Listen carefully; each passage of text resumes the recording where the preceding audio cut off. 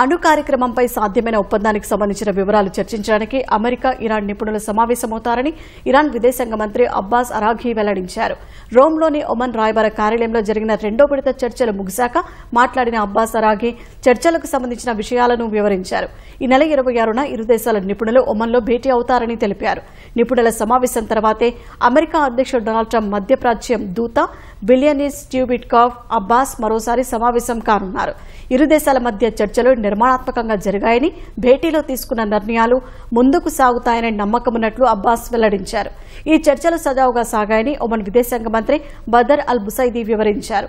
శాంతియుత అణుశక్తి సామర్థ్యాన్ని కొనసాగింపు కోసం అమెరికా, ఇరాన్ చర్చించడానికి అంగీకరించినట్లు సామాజిక మాధ్యమం ఎక్స్లో పేర్కొన్నారు. గత వారాంతాల్లో ఇరు దేశాలు ఒమన్లో తొలిసారి సమావేశమయ్యాయి.